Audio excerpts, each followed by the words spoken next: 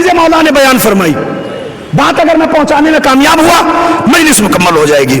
آپ کا چوتھا امام ارشاد فرماتا ہے کہ جب نبی کے بدن پہ پسینے کے قطرے نمودار ہوئے. اب یہ بھی ہماری زبان کی مجبوری ہے کہ جو میں پسینے کے قطرے کہہ رہا ہوں, چونکہ اس کے علاوہ کوئی لفظ ہے نہیں, مجبوراً, ورنہ لفظ یہاں کوئی آ نہیں سکتا. اللہ کہتا ہے خلق اللہ, امام فرماتے ہیں خلق اللہ من عرق راسہ الملائکہ, اللہ نے محمد کے سر کا پسینہ لیا, ملائکہ کو خلق کر دیا. ایک مخلوق ہو گئی. پھر آپ کا مولا ارشاد فرماتا ہے خلق اللہ من عرق وجہہ العرش والکرسی واللوح والقلم والشمس والقمر والنجوم والکواکب. اللہ نے محمد کے چہرے کا پسینہ لیا, کسی سے عرش بنایا, کسی سے کرسی بنائی, کسی سے لو بنائی, کسی سے قلم بنایا, کسی سے سورج بنایا, کسی سے چاند بنایا, کسی سے کواکب بنائے, کسی سے کہکشاں کو بنا دیا. اب میں ایک سوال آپ سے کرنا چاہ رہا ہوں, علماء کرام موجود ہیں اور میرے بزرگان موجود ہیں, ایمانداری سے بتائیے, چہرے کا پسینہ لیا, سورج بنا دیا اللہ نے. کتنے ہیں سورج کائنات میں؟ ایک, وہی لکھنؤ میں ہے, وہی اعظم گڑھ میں ہے, وہی بنارس میں ہے, وہی بہار میں ہے, وہی بنگال میں ہے, وہی آسام میں ہے, وہی تریپورہ میں ہے, میزورم. آگے بڑھ جائیے ساؤتھ کی طرف, ہندوستان کو چھوڑیے, ایران, افغانستان, پاکستان, امریکہ, Canada, Finland, Iceland, ہر جگہ ایک ہی سورج ہے جو بنا محمد کے پسینے سے ہے. ایک پسینے کا قطرہ اگر پوری کائنات میں ہو کسی کو تعجب نہیں ہوتا, اور جو محمد کا خون ہو اگر ایک وقت میں 40 جگہ ہو,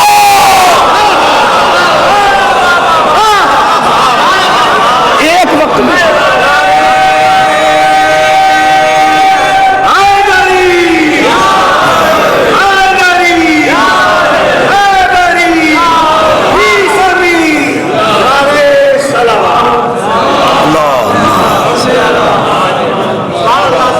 ایک اور باواز بلند صلوات پڑھیں مل جل کے عظمت محمد والے.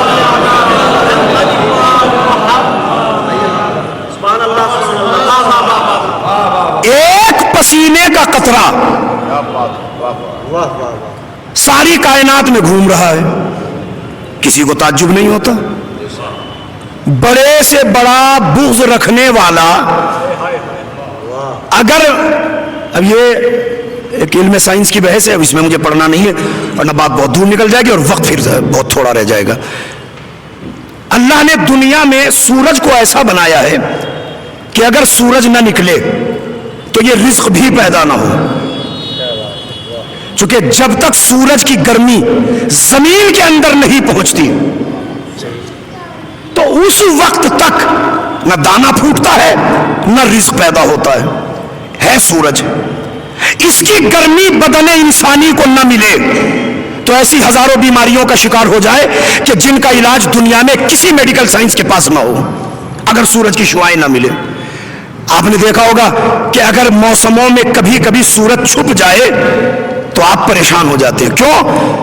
کہ محمد کے پسینے کا قطرہ اگر ہم سے ذرا دیر جدا ہو جائے تو ہم بیماریوں کا بھی شکار ہو جائیں, ہم پریشانیوں کا شکار ہو جائیں, ہمارا رزق تنگ ہو جائے. اگر سورج نہ دکھے کسی کو تعجب نہیں ہوتا, اور اگر علی رزق دینا بند کر دے تو یہ کسی کی سمجھ میں نہیں آتا. اختیار سارا کا سارا انہی کے پاس ہے, کسی اور کے پاس نہیں.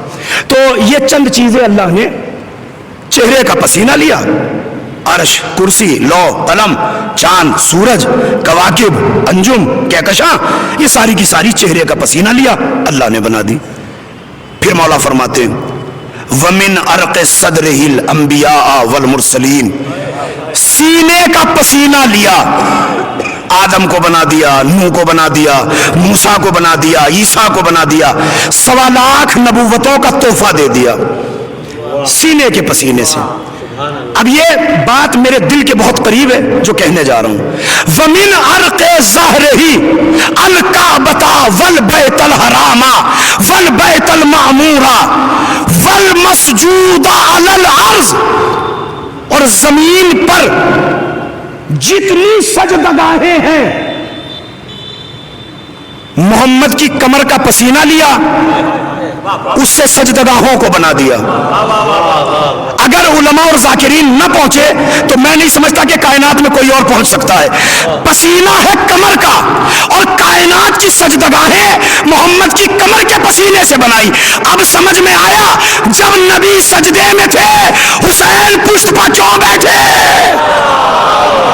تاکہ سجدگاہوں پہ مہر لگ جائے کہ جن سجدگاہوں کا حسین سے رشتہ نہیں ہے ان سے سجدوں کا بھی رشتہ نہیں ہے۔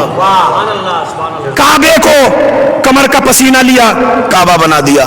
بیت المعمور جو فرشتوں کا قبلہ ہے، کمر کا پسینہ لیا، بیت المعمور کو بنا دیا۔ آخری بات، وَمِنْ عَرْقِ رِجْلِهِ الارض من الشرق الى الغرب، اور یہ جو زمین آپ دیکھ رہے ہو یہ ساری کی ساری زمین مشرق سے لے کے مغرب تک محمد کے پیروں کا پسینہ لیا، اللہ نے اس زمین کو پھیلا دیا۔ رزق آتا کہاں سے ہے؟ زمینوں سے۔ اگتا کہاں سے ہے؟ زمینوں سے۔ تو جس کے پیر کا پسینہ کھا رہا ہے اسے ہی اپنے جیسا کہتا ہے کہ محمد ہم جیسا۔ بات ختم ہونے کی طرف آ گئی، وقت لگ بھگ اختتام کی طرف آ گیا، 10 سے 12 منٹ اور بچا ہوا ہے، اسی میں مجھے بیان کو سمیٹنا ہے۔ یہ پسینہ آیا نبی کے بدن پر، ایک قطرہ بھی ضائع نہیں جانے دیا، ایک قطرہ بھی۔ لیکن ابن قولوہ کامل الزیارات جا کے پڑھ لیجئے گا، امام کی غیبت کے زمانے کی کتاب لکھی ہوئی، زائرین کربلا کے لیے متعدد طریقوں سے روایت لکھتے ہیں اور کئی اماموں سے روایت نقل کرتے ہیں کہ مولا نے فرمایا کہ جو کربلا کی طرف ایک قدم بڑھائے اور اس کے بدن پر پسینہ آ جائے تو اللہ پسینے کے قطروں کو لیتا ہے، ہر قطرے سے ایک فرشتہ پیدا کرتا ہے۔ اب یہ چونکہ مدرسہ ہے ہر بات کہنے کی ضرورت نہیں ہے، اشارہ میں سما خیال سے کافی ہو جائے گا۔ پسینے کا قطرہ لیا، ایک فرشتہ بنا دیا۔ اب اللہ جانے جنہوں نے پیدل سفر کیا ہے، جو نجف سے چلے ہیں کربلا معلیٰ پہنچے ہیں، ان کے بدن پہ کتنا پسینہ آیا ہوگا، ایک قطرہ بھی رائگاں نہیں جانے دیا، ایک ایک قطرے سے ایک ایک فرشتہ بنا دیا۔ مولا یہ کریں گے کیا؟ کہ قیامت آنے تک اس کی جانب سے یہ زری کا طواف کرتے رہیں گے۔ اب بھی جملہ پڑھنا پڑے گا، میں نے کائنات میں 2 لوگوں کا پسینہ دیکھا کہ جو بیکار نہیں گیا، ایک احمد مختار، ایک حسین کا آزادہ، دونوں کا پسینہ لائق تحسین۔ تو نبی کا پسینہ لیتا رہا، خلق کرتا رہا۔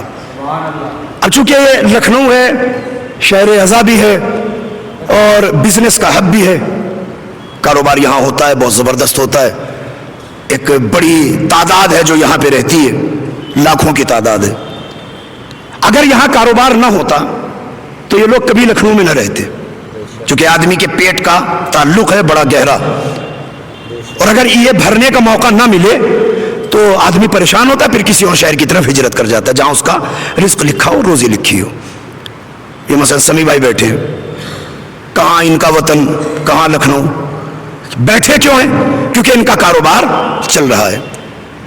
تو شہر میں کاروبار بہت اچھا ہوتا ہے، لیکن سوال آپ سے کرنا چاہ رہا ہوں، پورے لکھنؤ کا چکر کاٹ کے آئیے، کسی عطار کی دکان پہ چلے جائیے، دنیا کا ہر عطر مل جائے گا، لیکن ایسی دکان دکھائیے کہ جس دکان پر پسینہ بکتا ہو۔